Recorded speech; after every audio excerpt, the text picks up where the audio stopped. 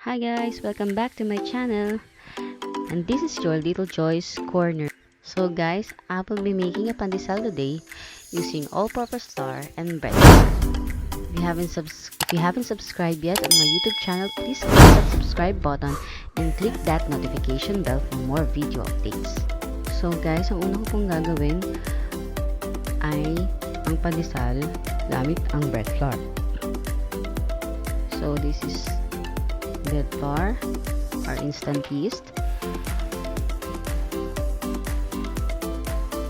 our salt, and our sugar. And then we will mix this until fully combined.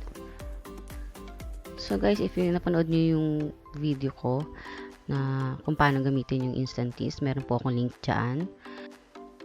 And then we will mix in our milk and oil. I'm using canola oil for this recipe, and then our egg, and we will just mix this up and knead it for about 15 to 20 minutes until smooth. So guys, if you need this dough, please kung kaya nyo pong i-achieve yung window pane test, gawin nyo po. So guys, if you have a dough mixer, you can use that also, but for this video I'm just using my hand kneading this dough. So guys, it took me 1.5 hours or more than 1.5 hours to rise this dough. Don't know, but because siguro sa malamig na panahon. So ang ginawa ko, nilagay ko po siya sa oven, pinainit ko muna yung oven, then mga ano lang naman, 100 degrees Celsius, tapos nilagay ko siya doon para makatulong na mag-rise yung dough. So we will rest it again for about 30 minutes until it doubles in size. So antayin nyo po siya mag-double in size. Kung sumobra man po ng 30 minutes, okay lang po. And after 30 minutes, we will bake this for about 15 to 20 minutes at 180 degrees Celsius. So next is our all-purpose flour. So pares lang po ng mga ingredients, then pinilitan lang po natin ng all-purpose flour yung bread flour.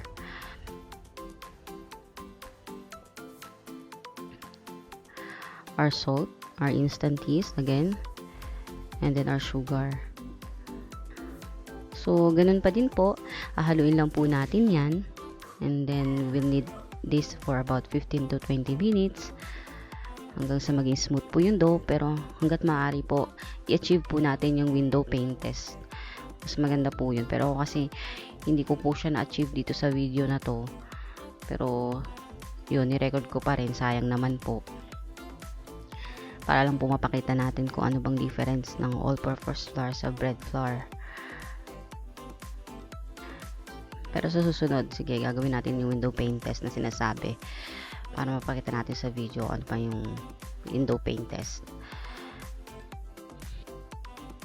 So again, we will mix our milk, oil, and our egg, and then we will knead it for about 15 to 20 minutes or until smooth. So guys, yung ating recipe po ay nasa description box, you can see there. And now we will mix this. Yan.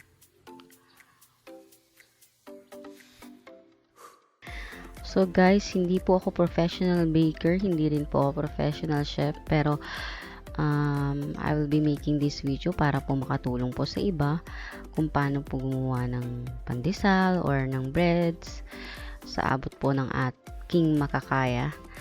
So sana po makatulong po yung video na to sa inyo. So guys, after po natin manid yung dough, we will rest it for about 1 hour. So ito po sa all-purpose flour, nag-rise po agad yung dough natin. So hindi po ako nahirapang magpa-rise sa kanya, unlike po dun sa bread flour na ginawa natin nung una. So ayan.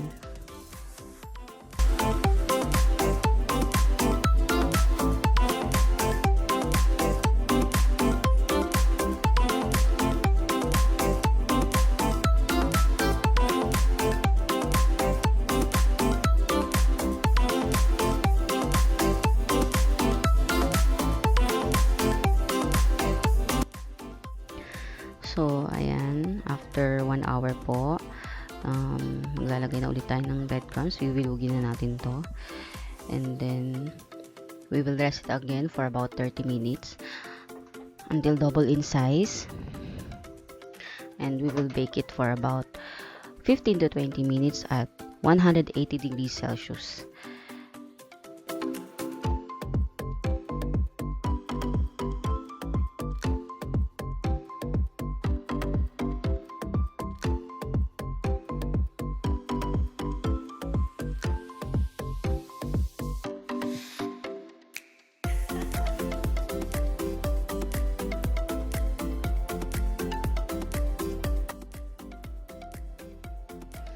So guys, ito na po yung ating pandesal using all-purpose flour.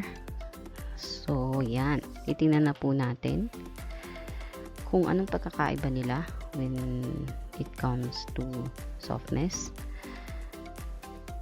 So ito po yung all-purpose flour. Yan, all-purpose flour po yan. Malambot po siya, tsaka airy. Airy po siya. Yan.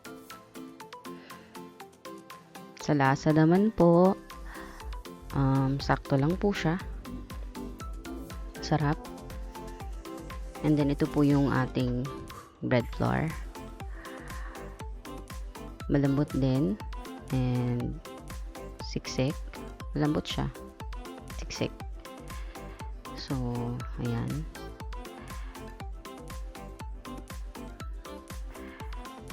So, sa lasa po, mas masarap po si bread flour para sa akin, no?